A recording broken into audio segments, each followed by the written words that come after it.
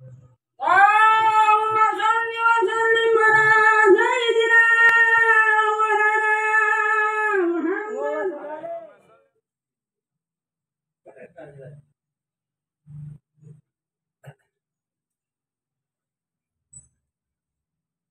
لا إله إلا الله لا إله إلا الله لا إله إلا الله محمد رسول الله لا إله إلا الله لا إله إلا الله لا إله إلا الله محمد يا حنان يا منان يا قديم الإحسان بحر جودك مليان جد لنا بالغفران لا إله إلا الله لا إله إلا الله لا إله إلا الله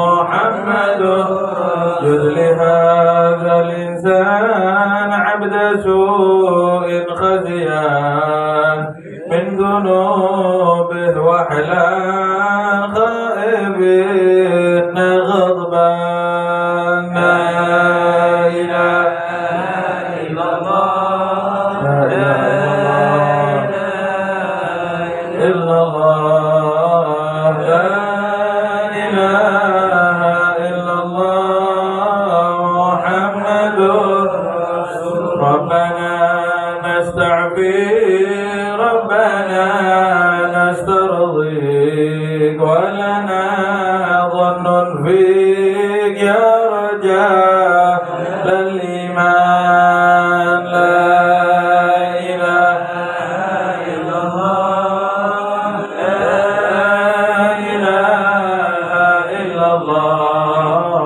لا إله إلا الله محمد رسول الله للنبي الأمي وخديجة أمي والبتول الختم سيدات النسوان لا إله إلا الله لا إله إلا الله لا إله إلا الله محمد سهل بالنبي نلجأ من أبينا آدم وبنوح الأقدام وخليل الرحمن لا إله إلا الله لا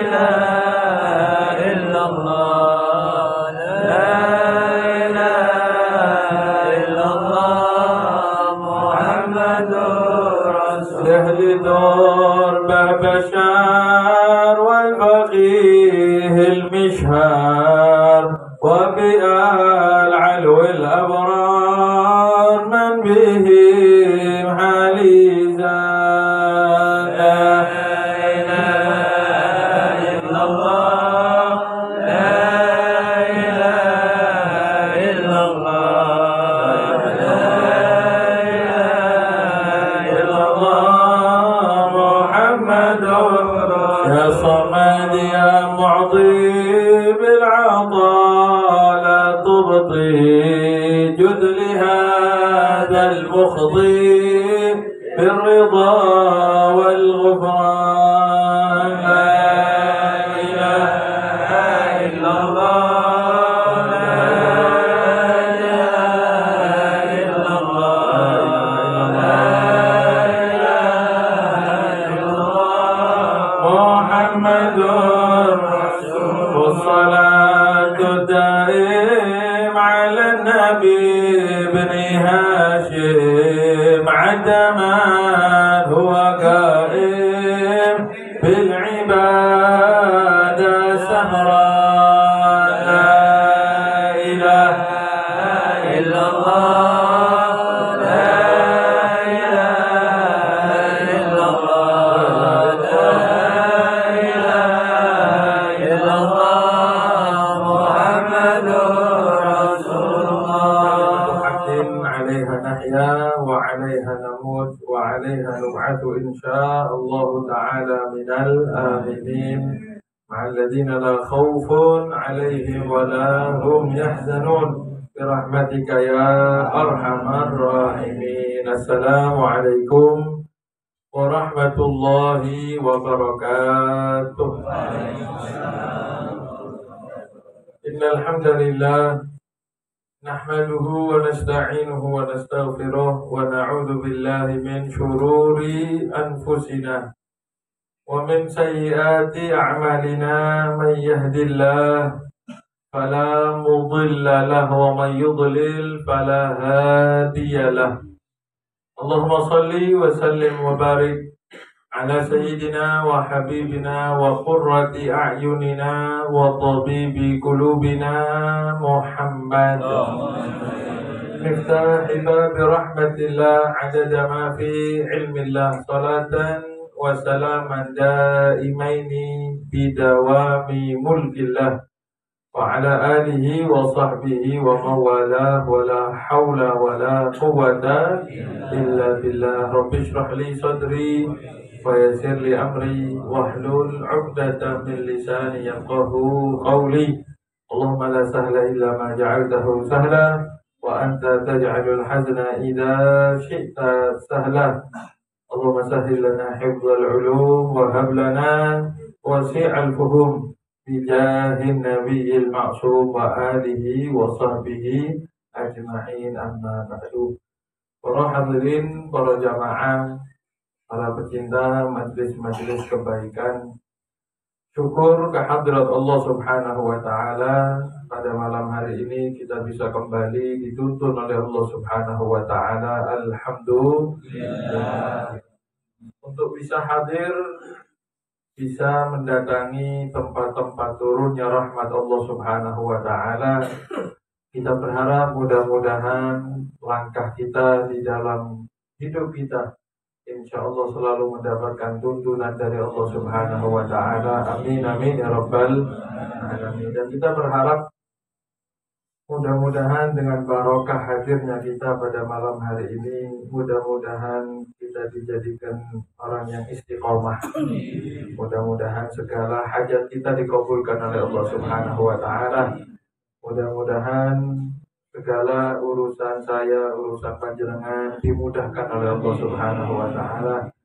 Yang punya sakit-sakit, mudah-mudahan diangkat penyakitnya oleh Allah.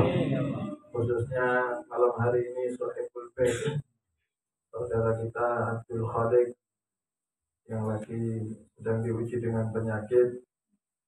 Mudah-mudahan diangkat penyakitnya oleh Allah Subhanahu wa Ta'ala.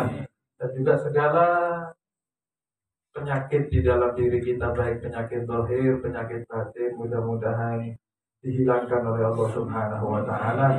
Segala urusan, barangkali yang punya utang-utang, mudah-mudahan gampang melunasi, dan punya urusan-urusan gampang diselesaikan oleh Allah Subhanahu wa Ta'ala. Orang tua kita yang masih hidup, mudah-mudahan panjang umur, sehat walafiat. Yang sudah wafat, mudah-mudahan diangkat derajat beliau di sisi Allah Subhanahu wa Ta'ala ma'an nabiyyin wasiddiqin wasyuhada wassalihin. Amin amin ya rabbal. Dan yang terakhir, mudah-mudahan selain hajat-hajat panjenengan yang panjenengan masukkan di dalam hati, mudah-mudahan ketika umur kita, batas kita, ajal kita sudah harus diselesaikan oleh Allah Subhanahu wa Ta'ala, mudah-mudahan kita selesaikan dalam keadaan husnul khatimah. Amin amin ya rabbal alamin. Para hadirin, para jamaah rahimakumullah. Sebelumnya saya ingin bertanya nih, ingin takut, mau tanya.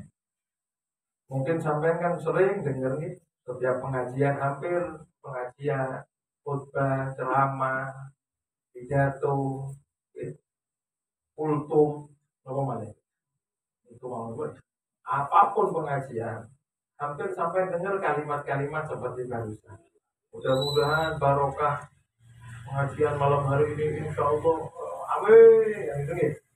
Saya pengen tanya nih, amin itu kemenangan, nopo saking ngelogok, nopo sing ngomong. Asli gitu. Mudah-mudahan hajat kabul, amin. Asli gitu. Asli atau tidaknya itu sebetulnya terbukti dari kapan jawab. Mudah-mudahan amin. Dari panitia. Kenapa? Karena yang niat apa doanya pokoknya amin kan gitu. Tapi kalau jamaah malam Kemis, alhamdulillah, mari jumone paran guru nyaut amin. Mudah-mudahan hajat kita kabul amin gitu. Mudah-mudahan utang amin. Kenapa? Karena jelas insya Allah jumone mesti gampang nyaur utang. Dan hal itu para mubalik, para kiai, para alim ulama, beliau berdoa semacam itu dan kita aminkan. Itu bukan hanya ritual, bukan hanya apa namanya kalau bahasa kita sekarang ya seremonial begitu saja. Pokoknya asal setiap ceramah ada doa, bukan. Makanya ketika kita berdoa nyaut ketika beliau itu membacakan mudah-mudahan itu yang betul-betul. Jangan hanya asal amin. Pokoknya maksudnya dia ini kan sekarang itu tidak niat. Kenapa? Karena memang aminnya kita dengan doa beliau-beliau itu betul-betul doa yang dipanjatkan di waktu yang luar biasa. Doa yang dipanjatkan ketika ngaji seperti ini itu adalah doa yang lebih hebat daripada dipanjatkan ketika waktu-waktu biasa. Panjenengan doa di rumah mustajab, dia mustajab karena Allah berfirman ud'uni astajib lakum, pasti. Cuma bentuk ijabahnya apa masih belum jelas. Ya, kadang-kadang tidak dikasih permintaannya tapi diganti dengan pahala. Tapi ketika doa di waktu-waktu seperti ini itu adalah doa yang memang dianjurkan. Oleh siapa? Pertama oleh Allah Subhanahu wa ta'ala.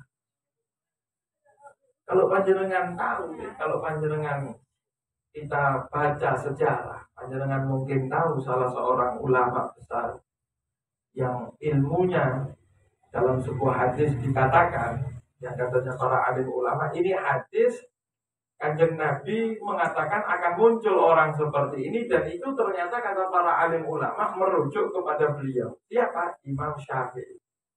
Kanjeng Nabi itu dalam hadis beliau mengatakan alimu Quraisyin yamla'u tibaqal ardi ilma. Akan muncul nanti salah seorang alim dari suku Quraisy, ya, yang ilmunya memenuhi lapisan-lapisan bumi ini dengan keilmuan beliau. Ilmunya ini ngebeki dunia ini full dengan ilmu beliau.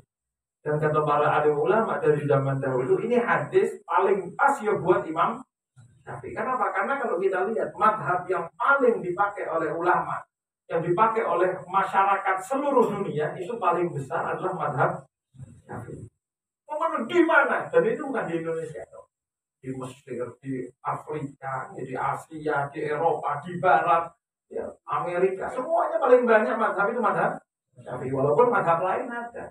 Makanya dalam hadis tersebut kata alim ulama itu merujuk kepada Imam Syafi'i.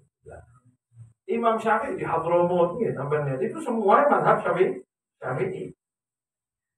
Kalau kita lihat baca sejarah, Imam Syafi'i itu punya sakit. Imam Syafi'i itu punya satu ujian dari Allah Subhanahu wa ta'ala, yaitu punya penyakit namanya bawasir atau basur. Apa bahasa Indonesia-nya? Wasir alias ambeien. Dan sakitnya Imam Syafi'i, sakit ambeiennya Imam Syafi'i itu mungkin kalau istilah sekarang ini bukan sakit ambeien biasa, sudah stadium stadium 4 gitu. Sampai sakitnya Imam Syafi'i ambeiennya itu menjadikan beliau duduk saja, wayai kumat, duduk saja netes darah dari bagian belakang. Mudah-mudahan payu Pak. Amin. Berkah.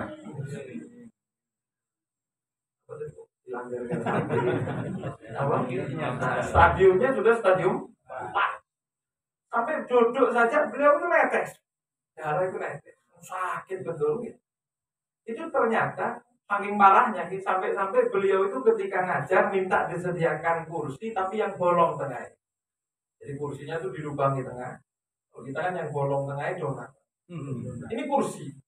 Kursinya Imam Syafi'i itu terkenal kursi lubang tengahnya. Kemudian di bawah itu dikasih amben baskom. Baskom. Dikasih ember. Kenapa? Supaya ketika beliau ngajar andai kata ada yang netes tetap langsung ditandai baskom itu.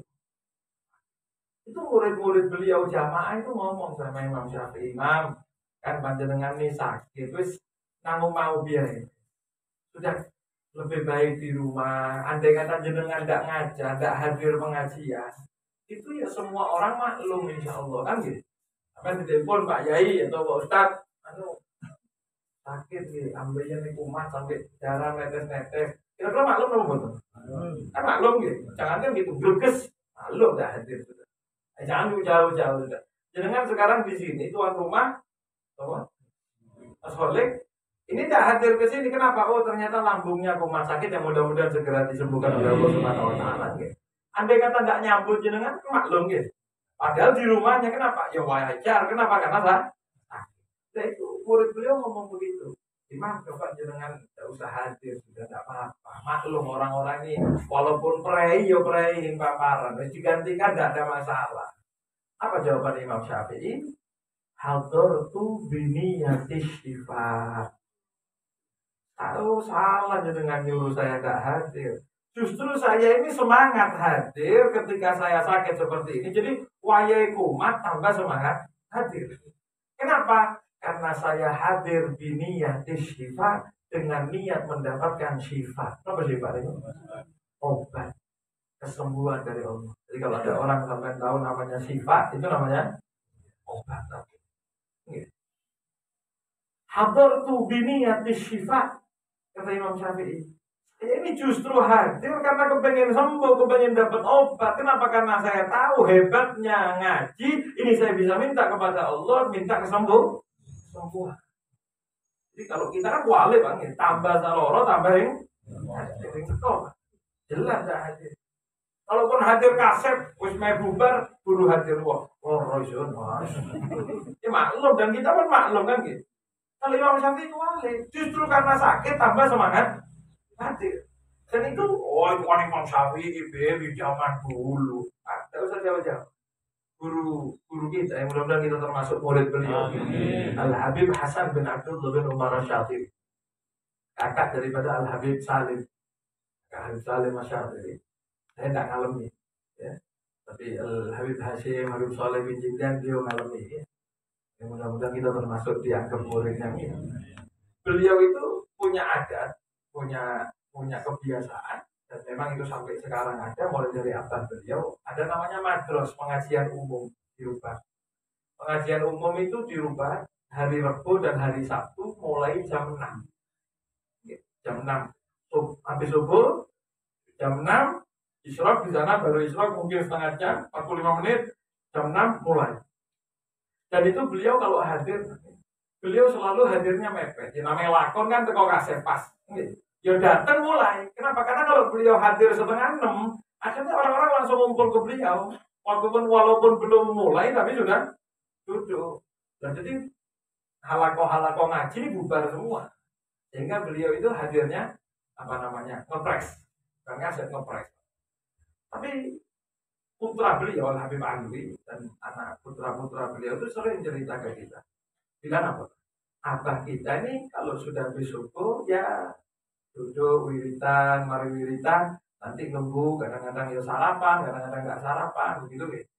Nanti kalau sudah jam 6 kurang seperempat, berangkat sudah dari rumah, sampai sana kan ngepres pas. Udah mulai lah. Tapi terkadang sering kata beliau, kalau sudah waktu-waktu tertentu, Habib Hasan ini kalau sudah Assalamualaikum warahmatullahi wabarakatuh, sholat subuh, baca wiritannya sholat, Mari wiridan sholat kan biasanya baca wiridul latif, dulu apa, wiridul zakron, dan lain sebagainya. Itu beliau ngomong ke putra beliau, Habib Alwi dan Habib Idrus itu, beliau bilang, panas orang, panas lah motornya, apa namanya? Dan starteran motornya siapa? Wah, kan masih jam 5 lebih, masih baru jam 5 lebih, kok apa? Iya, abang greges, jadi kepengen cepat Buddha. Jadi kata putra-putra beliau itu beliau bilangnya, apa saya ini kalau jalan biasanya ngepres, tapi wayang greges tambah cepat semangat sehingga putra beliau nanti sudah mepet atau digantikan yang lain. Beliau jawab persis jawabannya Imam Syafi'i apa? Hadartu biniyatis syifa. Saya justru kepengen dapat kesembuhan, dapat obat dengan hadir. Itu kalau saya ini ngaji, saya bisa minta ya Allah mudah-mudahan waras ya Allah. Nah ini bukan nyindir Mas Kholik. Karena nggak iso lagi sampai nggak ngerti kan gitu. Atau jus ini tambah garai repot nggak tahu. Tapi dan ini sama sama beliau di dalam ya kerumuh ngajinya. Gitu. Nah, justru beliau ini ketika semangat ketika sakit tambah semangat. Kenapa? Karena tahu di tempat pengajian, di tempat ilmu, di tempat majelis taklim, di tempat sholat, di tempat ibadah, itu tempat turunnya rahmat. Nah, kalau saya minta di sana itu istilahnya, kalau misalnya persentase kabul di hadapan Allah ini lebih banyak daripada ketika saya doa di rumah.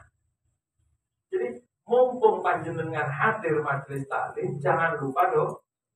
Kenapa ini sama seperti beliau? Karena beliau tuh tahu rahasia-rahasianya tempat-tempat istimewa. Kapan harus ngedul ibadah dengan doa ini kapan? Tahu waktu. Ya, makanya mungkin kalau panjenengan hadir di sini, ya, yang punya masalah, ketika pengajian seperti ini, entah waktunya awal atau akhir nanti pengajian sebelum ditutup sampai minta ya Allah, atau tengah-tengah ya dibersihkan dalam hati, ya. Minta apa permintaannya? Urusan dunia, urusan akhirat, gitu. Ya, kalau urusan dunia, ya minta supaya dunia yang bisa membawa kita lebih dekat dengan Allah Subhanahu wa Ta'ala, minta. Gitu. Asal aja dunia Indonesia, Thailand menang Indonesia. Kata-kata sak urusan bal-balan melebu pengajian. Tenang ya Allah, gitu. Allah alam. Ya boleh-boleh saja minta urusan dunia. Sampai minta ya Allah, mudah-mudahan toko saya laris gitu. Boleh silakan. Tapi ya mbok menawi. Ya jangan kali kebacut Pak urusan dunia. Kalau minta sekaligus minta urusan akhirat. Kalau perlu akhirat pertama, baru urusan dunia di akhir. Nunut nanti urusan akhirat. Dan insya Allah itu kan. Dan itu boleh-boleh saja. Sampai minta urusan dunia, urusan akhirat boleh. Tapi jangan sampai dilupakan sebagaimana Habib Ali Habsyi beliau bilang hanya orang datang ke aulia minta kepada Allah, datang wali, kalau datang mintanya apa? Mudah-mudahan tubuh saya, mudah-mudahan. Kok jarang ada yang minta mudah-mudahan artinya bersih, artinya bersih jarang. Kata beliau kalau minta masukkan mudah-mudahan punya hati yang bersih. Illa man atallaha biqalbin salim. Bersih itu dari apa? Bersih akidahnya, bersih dari prasangka jelek, bersih dari sombong, bersih dari macam-macam. Mudah-mudahan kita termasuk ya. Makanya kita berharap mudah-mudahan segala hajat panjenengan, hajat kita dikabulkan oleh Allah Subhanahu wa Ta'ala. Amin ya rabbal. Minta panjenengan silakan minta. Minta monggo silakan. Hadirin para jamaah rahimakumullah. Dan apa namanya? Perintah seperti ini, ngaji mumpung ini. Kan mumpung ngaji minta doa. Itu perintahnya dari siapa? Ajarannya, tuntunannya dari siapa? Dari Allah Subhanahu wa Ta'ala. Karena dalam ayat Allah Subhanahu wa Ta'ala ketika cerita Nabi Zakaria, mungkin sampai sering dengan saya ngomong seperti itu. Nabi Zakaria itu ketika masuk kamarnya Siti Maryam, beliau selalu mendapatkan makanan-makanan yang ada di kamarnya Siti Maryam. Dan ketika ada makanan di kamar Siti Maryam, Nabi Zakaria tanya, ini dari mana Maryam? Siti Maryam jawab, qalat huwa min indillah. Ini langsung turun dari sisi Allah. Turun dari langit, turun dari surga langsung. Hebat. Kelihatan jelas. Ya, kalau kita kan tidak kelihatan jamuannya gitu. Siti Maryam kelihatan jamuannya. Oh saya tidak kelihatan gitu. Ini kita yang dikasih tumahinah, tentrem hati, tenang pikiran, tidak gampang bunuh diri, tidak gampang sumpah, tidak gampang ini itu perkara pengajian. Beda model. Gitu. Kenapa? Karena kalau kita dikasih ya bingung. Orang sholat tahajud, Allah Akbar, Assalamualaikum, berubah, peduli. Kan takut, bukan kita tambah girang, girang mau mesti kan? Takut lah. Sehingga kita tidak dikasih yang seperti itu bukan karena Allah tidak mau ngasih, tapi kita tidak mampu sehingga dikasih dengan cara lain. Ala bizikrillah tatma'innul qulub, tenang hati. Nah, ketika tempat yang seperti itu Allah cerita Nabi Zakaria, apa cerita yang Allah kepada Nabi Zakaria, dan itu diberikan kepada kita. Tentang Nabi Zakaria ini apa? Qalat ya Maryam anna laki hadza, qalat huwa min indillah, innallaha yarzuqu man yasha'u bighairi hisab. Nah, ceritanya Allah bilang hunalika da'a Zakaria rabbah. Hunalika, di saat itu, di tempat itu, di waktu itu hunalika. Oke, urusannya sama yang dituju gitu. Da'a Zakaria, di saat itu, di waktu itu, di tempat itu, Nabi Zakaria langsung doa kepada Allah. Apa doanya Nabi Zakaria? Doanya sama seperti yang sebelumnya. Apa? Kepengen anak keturunan. Begitu melihat Nabi Zakaria ini, ngelihat Siti Maryam kok banyak makanan turun dari langit, ini kan hebat, hebat apa betul? Kalau andai kata kita ini dikasih tahu oleh Allah Subhanahu Wa Taala, mungkin ini penuh makanan, cuma beda gaya, tapi tumanina dan lain sebagainya, kan sama berarti nih. Di situ Allah bilang hunalika da'a Zakaria. Nabi Zakaria langsung angkat tangan doa. Apa doanya Nabi Zakaria? Sama seperti doa sebelumnya. Rabbi habli min ladunka dzurriyyatan thayyibatan innaka sami'ud du'a. Dan Allah ceritakan Nabi Zakaria doa, itu bukan doa seperti yang biasanya. Tapi ada kalimat hunalika. Berarti intinya Allah seakan-akan mengatakan begini. Nabi Zakaria itu doa lagi seperti yang kemarin, yang belum diijabah sama Allah Subhanahu Wa Taala. Tapi doa kali ini bukan hanya doa biasa, tapi doa aji mumpung ada di kamarnya Siti Maryam, mumpung ada di tempatnya Siti Maryam ibadah fil mihrabi. Mihrab tempat ibadah. Mihrab itu udah harus mihrab masjid. Pokoknya tempat yang diususkan pakai ibadah itu namanya mihrab. Seakan-akan Allah memberikan isyarat. Kalau Nabi Zakaria doa selama ini belum dikabulkan oleh Allah, ternyata Nabi Zakaria doa di tempatnya Siti Maryam ternyata dikabulkan oleh Allah. Apa Nabi Zakaria dapat apa namanya? Fabasyarnahu. Iya, biyahya. Mubasyiran. Allah Subhanahu Wa Taala utus malaikat untuk memberikan tahu kepada Nabi Zakaria bahwasanya Allah akan memberikan salah seorang anak keturunan yaitu Nabi Yahya. Musaddiqan bi kalimatin minallah wa sayyidan wa hasuran wa nabiyyan minas shalihin sampai terakhir. Nah, pertanyaannya, Nabi Zakaria sudah doa mulai dulu-dulu. Ternyata ijabah gara-gara aji. Kenapa? Karena doa di tempat hebat. Karena doa di waktu yang hebat. Sampai namanya juga dikasih nama ya, tapi dikasih Yahya. Itu bukan cuma anak, tok sak tasmiahnya Pak dari Allah Subhanahu Wa Taala. Akikoi dari Allah Subhanahu Wa Taala. Sallallahu alaihi wasallam.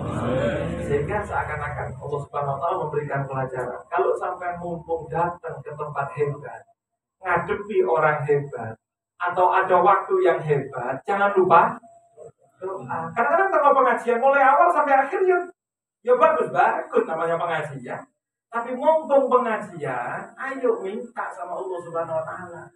Sehingga keadaan yang seperti itu, tahu ada luar biasa waktu ini Pak. Para alim ulama tidak mumpung ada itu terus dilewatkan begitu saja. Sehingga setiap ngaji, kadang-kadang di awal ngaji, sebelum ceramah, pidato, sebelum masuk kepada inti, semua sih, mudah-mudahan mugi-mugi berkahnya malam hari ini Allah kabulkan hajat kita, amin. Itu bukan amin biasa Pak.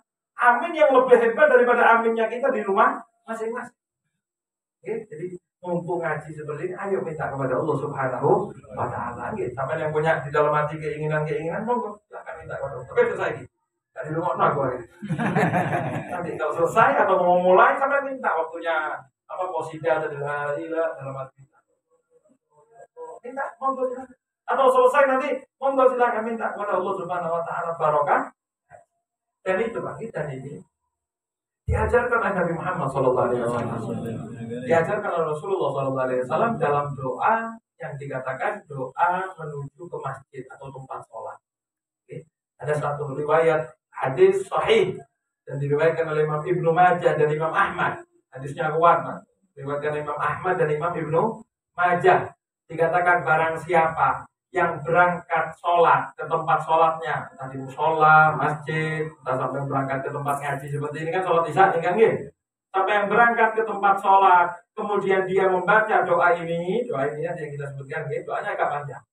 Lihat ya, saya sudah bikin file waktu itu juga agak apa namanya bagus ukurannya. Barangkali mau ditempel buat di masjid-masjid, gitu. Silakan nanti saya kayak kirim. Gitu. Barang siapa yang membaca doa ini, maka kata Rasulullah SAW, Allah akan utus untuknya 70.000 malaikat. 70.000 malaikat yastaghfiruna lahu. Malaikat itu akan beristighfar untuknya sejak dia berangkat baca doa tersebut sampai selesai sholatnya. Jadi kalau berangkat di setengah jam sebelum sholat, malaikatnya istighfarnya setengah jam. Jadi itu bukan satu malaikat, berapa? 70.000 malaikat. Makanya amal kecil tapi besar pahala. Wa aqbalallahu alaihi biwajhi, dan Allah akan memberikan perhatian khusus kepada dirinya. Rasulullah SAW. Hadisnya riwayat Imam Ibnu Majah dan Imam Ahmad. 70.000 malaikat. Semuanya apa, Bib? Allahumma inni as'aluka bihaqqis sa'ilina 'alaika wa bihaqqir raghibina ilaika wa bihaqqi mamsyaya hada ilaika fa inni lam akhruj asharan wala bataran wala riya'an wala sum'atan bal kharajtu ittiqa'a sakhatik wa ibtigha'a mardatik fa as'aluka an tunqidhani minan nar wa an taghfira li dhunubi fa innahu la yaghfiru dhunuba illa anta. Itu Allah. Ya namanya pahalanya besar, Pak. Mosok dawa aslinya. Tadi kadang-kadang enggak hafal sampean pakai catatan. Sampean foto atau ya, di galeri HP itu sampean mau jalan bawa HP. Zaman dulu itu mesti bawa notes. Saya dulu kok hafal sampean gitu. Yang hafal apa? Tapi tidak pernah hafal, no, saya tahu. Tidak pernah hafal. No. Tapi saya bawa notes dulu. Setiap berangkat ke masjid, buka ngaji sambil jalan sambil bawa. Insya Allah kalau sampean bawa setiap hari 3-4 kali 5 kali ke masjid, insya Allah seminggu hafal apa? Kan gitu. 5 kali terus. Saya kok tidak hafal-hafal deh. Pinggir orang masjid, ya wajah lebaran itu. Jadi lebaran Jumatan, ya seminggu sekali ya kira hafal lah. Iya, kalau pengen hafal sehari berapa kali ke masjid? Kadang-kadang kan duhur masjid, subuh nang masjid, asar masjid, maghrib bisa langsung bareng 4 kali 5 kali. Itu hafal insya Allah. Ya. Malaikat itu istighfar 1 kali. Kalau 70.000 berarti kan 70.000 kali istighfar. Kalau setengah jam, berapa kali istighfar? Kira-kira orang setengah jam berapa kali istighfar ya? Yang sedang dihitung, tidak bisa dihitung. 70.000 kali. Nah, itu doa mudah-mudahan bisa diamalkan. Gitu. Bisa kirim misalnya ke siapa, monggo disebarkan masing-masing. Gitu. Kalau mau cetak juga bisa ada file aslinya, bisa dibuat banner kuat. Bisa buat bagus. Di antara doa yang diajarkan Nabi Muhammad SAW tersebut, dan ini Pak, sampai perlu tahu, hadis ini sampai dikarangkan kitab oleh para ulama. Ada satu kitab yang membahas bagaimana sanad serta isinya hadis itu. Jadi kalau ada yang bilang, oh hadisnya dhaif tak, dijawab sama ulama.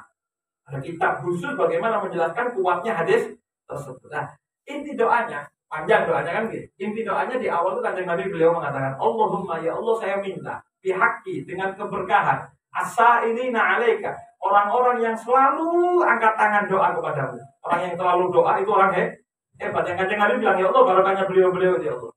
Wa bihaqqir raghibina ilaih, dan barokahnya orang-orang yang semangat menuju ya Allah. Orang yang ketika adzan Allahu Akbar langsung budal dalam masjid.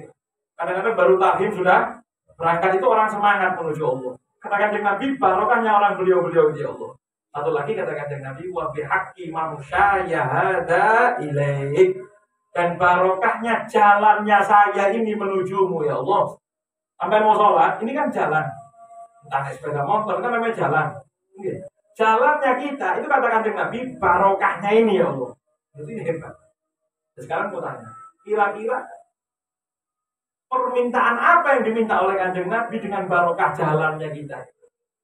Andai kata sampai bilang gini, mau minta rumah ke orang atau mau minta sepeda motor ke orang, Pak, monggo sampean atau dulur sampean ayah raya mau minta. Kemudian sampean bilang begini, Pak, kan saya pernah nolong sampean, apa? Sampean kan pernah tak kasih pulpen, masa gak kelung ke sepeda motor? Kan guyu, Pak. Kenapa? Karena permintaannya tidak sesuai dengan apa yang dibawa kan gitu, yang pernah diminta atau dikasih dibawa. Bapaknya pernah tak karung itu tidak nyambung kan. Tapi kalau dulu sampai bilang, saya kan dulu nolong sampai bagaimana sampai ketika mau mulai usaha. Walaupun dulu saya kasih modal cuma 1 juta, saya ini jadi miliaran. Tapi kan hebat berarti. Lah Kanjeng Nabi minta apa? Antum kita minan, dijauhkan dari neraka dan diampuni semua dosa. Hebat teman-teman. Berarti yang ditawarkan oleh Kanjeng Nabi, ya Allah barokahnya ini ya loh ya Allah, itu hebat teman-teman. Jauh lebih hebat. Apa yang ditawarkan oleh Kanjeng Nabi? Ya Allah barokahnya jalannya saya. Berarti jalannya kita ke masjid, jalannya kita ke pengajian ini hebat apa? Bukan hebat dong, sangat hebat. Sampai bukan Kanjeng Nabi Pak yang minta. Kanjeng Nabi yang bilang, ya Allah barokahnya ini ya Allah. Sehingga kalau sampai jalan ke pengajian, jalan ke masjid, mau jamaah, minta ya Allah barokahnya ini ya Allah, saya jalan ini ya Allah. Walaupun jalan tidak capek, tapi jalannya ini menuju Allah, menuju ke masjid, menuju ke musola, menuju ke tempat sholat, menuju tempat sholat jamaah, menuju majelis taklim. Ya Allah barokah jalannya saya ini ya Allah. Minta kepada Allah. Apa mintaannya? Saya mau tanya Pak. Sama minta ya Allah mudah-mudahan rezeki lancar. Sama ya Allah mudah-mudahan dijauhkan dari api neraka. Mana yang lebih berat? Dijauhkan dari neraka apa rezeki lancar? Rezeki lancar apa? Rokok? Bukan rokok, dijauhkan nih. Saya mau tanya, yang lebih berat yang mana?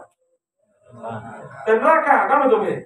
Kalau jalannya kita ini ketika jalan Rasulullah bilang ya Allah barokahnya ini saya minta jauh dari neraka. Itu kan berat. Lah apalagi permintaan yang lebih enteng, lebih gampang mandinya. Sehingga ketika panjenengan jalan, ayo dimintakan doa. Dan ini ada satu hadis ya. Kalau saya mau baca hadisnya kok lumayan doa hadis ini. Hadisnya riwayat Imam Bukhari wa Muslim. Ini Imam Bukhari, mohon maaf. Hadisnya riwayat Imamul Bukhari, jadi sangat kuat. Hadisnya riwayatnya Imam Bukhari, Sahih Bukhari dari sahabat Sayyidina Abdullah bin Umar radhiyallahu taala anhuma. Sahabat Abdullah bin Umar radhiyallahu taala anhuma. Rasulullah SAW pernah cerita dalam hadis ya, mengatakan, saya bacakan intinya saja nggih. Rasulullah SAW pernah cerita, dan itu ada dinukil dalam kitab Riyadhus Shalihin juga. Rasulullah SAW bersabda, bainama salatatu nafarin yatamashawna akhadahumul matar famadu ila gharin fil jabal. Pernah di zaman dulu, kata Kanjeng Nabi, ada 3 orang yang mereka itu jalan-jalan bareng. Ya, 3 orang yang sedang jalan-jalan, kemudian akhadahumul matar, ternyata turun hujan. Jadi kehujanan. Akhirnya ketika geruduk hujan, ngiyup apa bahasanya ngiyup itu? Berteduh. Rasulullah mengatakan, 3 orang ini jalan. Kalau mungkin zaman saya apa? Kowes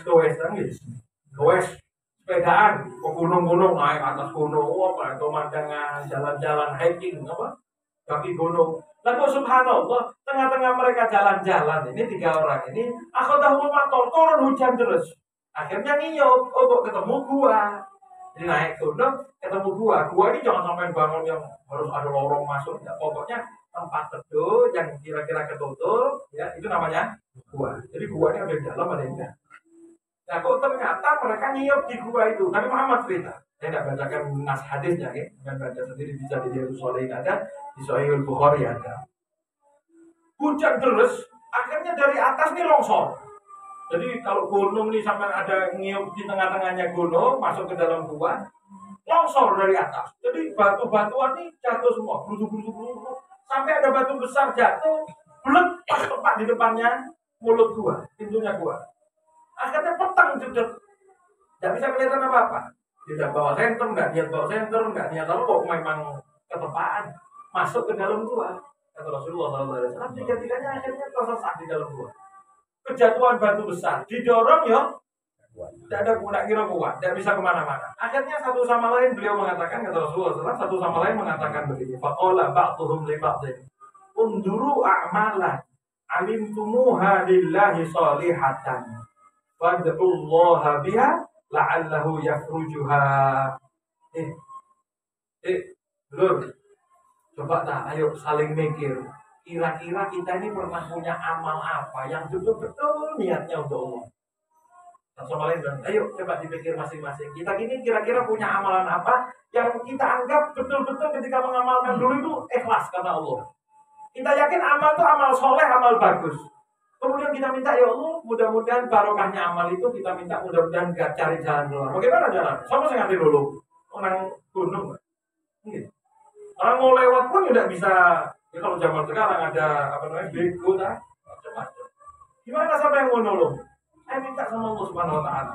Akhirnya dikatakan salah seorang dari mereka mengatakan begini, doanya masing-masing. Ini namanya tawasul barokahnya amal termasuk kita sampai pengajian ini.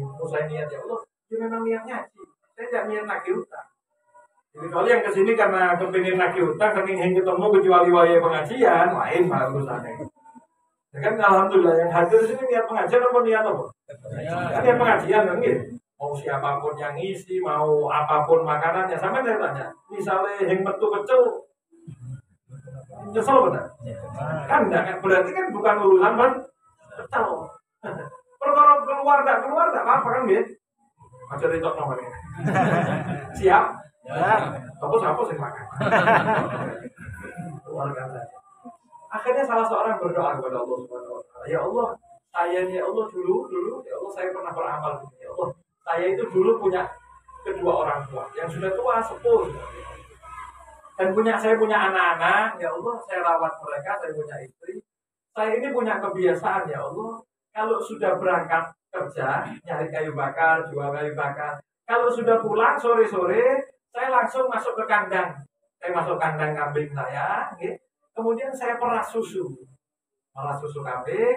Kemudian saya mengharumkan, maksudnya saya melarang anak-anak saya minum, keluarga saya minum sebelum orang tua saya minum. Jadi kalau sudah saya meras susu itu, saya tidak pernah ngasih anak saya kecuali orang tua saya sudah minum. Setiap hari seperti itu. Jadi kalau sudah meras, kasihkan orang tua minum, Pak minum duluan. Anak-anak masih nangis, tinggalkan, minum dulu. Pernah satu waktu ya Allah, saya ini pulang dari kerja, pulang dari hutan mencari kayu bakar, ternyata ada halangan pulang saya. Ada runtuh pohon atau bagaimana. Akhirnya kemalaman pulang sampai tengah malam. Jadi sudah kemalaman jam 9, jam 10 biasanya memang maghrib pulang, sekarang kemalaman. Akhirnya seperti biasa saya kaget, saya ke susu, langsung masuk kandang, saya peras susu. Kok saya masuk ke rumah, ibu bapak saya sudah tidur. Ya, ibu bapak saya sudah tidur, saya sudah bawa gelas isi susu, kok bapak ibu sudah tidur. Anak saya nangis kepengen minta susu itu tersebut. Tapi saya bilang, ya Allah, saya tidak mau mendahulukan anak saya daripada orang tua saya. Tapi saya mau bangun ya kali tidak tega, masuk bapak ibu sudah enak tidur pulas kok dibangunin. Anak saya nangis minta susu, tapi saya biarkan mereka. Saya tetap pegang. Anak saya ini sampai nangis sampai ketiduran saya pegangi itu. Di dalam hadis tersebut mengatakan saya pegangi gelas tersebut, saya pun tidak berani tidur. Kenapa? Karena saya takut ibu bapak saya bangun, saya tidak siap kasih. Jadi saya pegangi. Berapa jam megangi gelas itu tadi? Sampai subuh. Jadi baru bangun waktunya subuh. Berapa jam? 9, 10, 11, 12, 1, 2, 3, 4, 7 jam. Tidak tidur, ngendani. Kalau sekarang kan enggak, Pak. Tinggal, Pak, susu monggo diminum. Kan gitu ya. Tapi kan rasa bersalah beliau, merasa salah dengan orang tua, sampai harus berbuat sesuatu untuk orang tua. Tidak seperti itu. Anaknya nangis, dibiarkan, tidak minum. Sampai subuh. Baru subuh saya berikan kepada orang tua, anak saya bangunnya, ayo minum. Oh hebat. 7 jam berdiri megangi air susu. Kemudian orang pemuda tersebut mengatakan, ya Allah, andai kata amal itu adalah amal yang hebat di hadapanmu, ya Allah, mudah-mudahan kita diberikan jalan keluar dari gua ini, ya Allah. Tidak selesai ngomong seperti itu, tiba-tiba gerontol lagi, gitu. Apa namanya? Gerontol gitu. Jatuh lagi, longsor lagi itu, batu-batuan dari atas, sampai ada batu besar yang nampes batu tersebut, terbuka sedikit, ada cahaya masuk, tapi tidak bisa keluar masih. Jadi ada cahaya, tapi belum bisa keluar. Oh, mending kan, sudah rada padam, ada matahari. Sehingga orang kedua doa kepada Allah. Ini, ya, lanjutkan lebih cepat saja. Ini. Orang kedua doa kepada Allah. Ya Allah, saya ini dulu pernah ngesir. Apa mestir, Pak? Hah? Nyeneng siapa? Naksir lah. Naksir.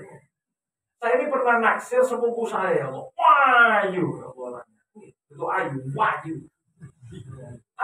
Cantik ya Allah.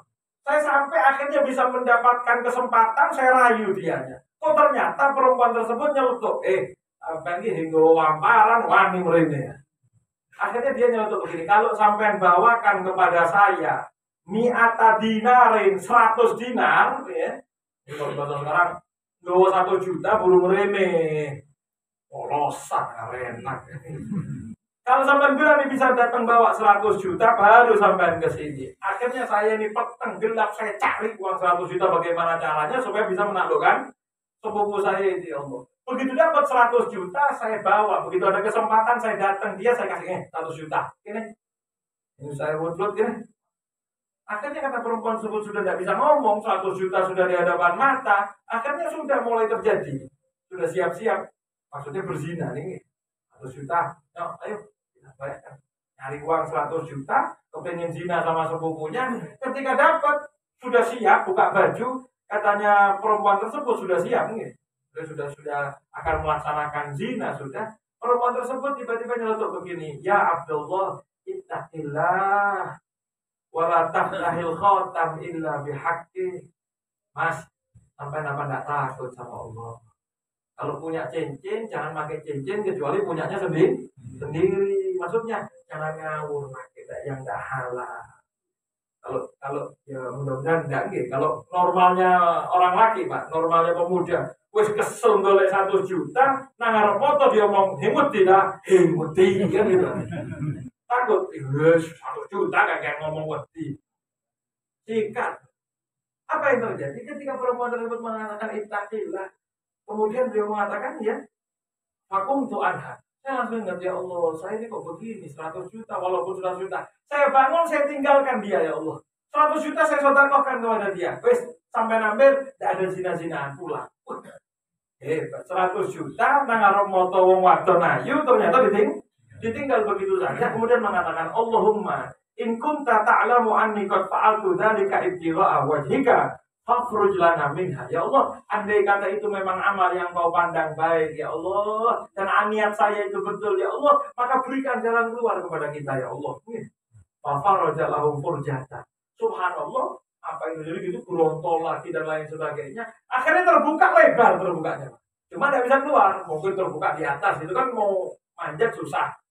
Bingung tambah naik ke atas. Tapi sudah lebar, sudah andai kata repot-repot, ya jerit-jerit masih dengar tak begitu? Alhamdulillah. Berarti seakan-akan Nabi Muhammad beliau mengajarkan kepada kita amal soleh yang kita punya karena Allah, kemudian kita tawasuli minta sesuatu barokah, bisa kabul secara langsung. Ini langsung. Akhirnya orang ketiga bilang begini, ya Allah, saya dulu pernah bayar orang, manggil tukang untuk saya suruh pekerjakan sesuatu. Janjiannya bayarannya tukang ini dengan 1 anak kambing. Sampai kerjaan misalnya tukang opo gitu, kemudian dibayar anak kambing. Oh, subhanallah, kerjaannya selesai, waktunya saya mau bayar, orang itu kesusul pulang. Kesusul pulang, nggak ngereken gaji, nggak balik-balik. Saya bingung, ya Allah, saya punya anak kambing ini gimana? Ini kan kambingnya dia sudah ini. Belum dibayar aja, belum diambil saja, tapi sudah punyanya dia perjanjiannya. Saya bingung, ya Allah. Dan itu nggak datang bertahun-tahun lamanya. Bertahun-tahun lamanya. Akhirnya saya rawat, saya takut, nggak mau saya kasihkan orang, nggak mau saya sembelih kambing dewe, bukan haknya saya rawat itu kambing. Ini namanya kambing bertahun-tahun kan beranak-anak terus. Kambing itu setahun berapa? 2 kali gitu. Kalau anaknya berapa paling banyak? 2. Anaknya 2, kata kambing. 2 kali 2 berarti 4. Terus punya anak lagi kan sembuh. Kalau 10 tahun ya akeh wis. Ketika saya rawat banyak begitu, ya Allah, kok dapat berapa tahun setelah sekian lama, tukang saya itu datang nagih, ini haki, ya, ini haki, katanya tukang saya itu bilang, ittaqillah wala tamdrimni waqtini haki. Apa ini enggak saya dulu pernah punya kambing ini? Lagi saya mau ngambil siapa? Nah, dolim sampai ambil. Akhirnya saya bilang ketika itu, ya Allah, sama tukang saya, idhab ila dalikal baqar wa ra'iha. Bukan kambing dan sapi. Akhirnya saya bilang, sampai tahu itu lapangan itu, kandang-kandang yang banyak itu, kalau orang Arab kan tidak di kandang-kandang langsung dilepas begitu saja. Gitu. Sampai bilang, sampai tahu itu, yang lapangan yang ada sapi banyak itu, mungkin itu sampai ambil itu punya sampai itu saya rawat punya anak sampai sekian banyak itu sampai ambil itu. Akhirnya orang tersebut kaget. Ittaqillah wala tahzab bihi. Cokuyon sampean. Bayarannya kan janjian anak kambing sing kenal ngarang ngawur gini. Kata orang tersebut, enggak, saya takut sama Allah. Dulu sampean punya sapi itu saya rawat, akhirnya punya anak sapi itu satu lapangan itu. Oh, ternyata kata orang tersebut bilang, ya Allah, ketika saya ngomong itu kambing sampean, itu sapi sampean, dia bawa pulang semuanya dan disisakan satu pun dan disisakan. Ini berat. Dirawat yang dibayar belas. Ini padahal dia ngingu capek semuanya. Dibawa pulang dan disisakan satu pun. Kalau saya sampai mantul.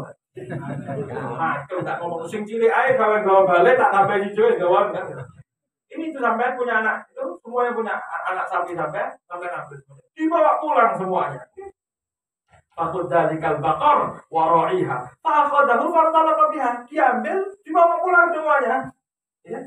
Fa in kunta ta'lamu anni fa'altu dzalik ya Allah, itu amal berat, amal besar ya Allah. Tapi saya ikhlas ketika ini memang bukan hak saya. Andai kata engkau tahu itu amal adalah ada nilainya di hadapanmu ya Allah, fafruj anna fafruj ma baqi.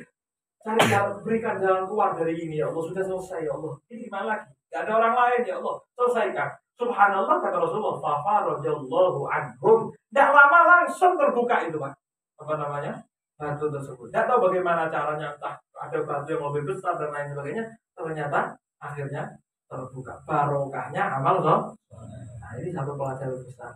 Bahwasanya amal soleh yang kita minta itu bisa dijadikan tawassul untuk meminta harapan kita di hadapan Allah. Sama minta. Makanya ketika ngaji, ayo minta kepada Allah, ya Allah, barokahnya ngaji ini ya Allah, mudah-mudahan amal kita diterima oleh Allah Subhanahu wa taala. Ini mudah-mudahan hajat kita dikabulkan oleh Allah Subhanahu wa taala. Amin amin ya rabbal alamin. Sallallahu alaihi wasallam Muhammadin wa ala alihi wasallam. Walhamdulillahi rabbil. Wassalamualaikum warahmatullahi wabarakatuh.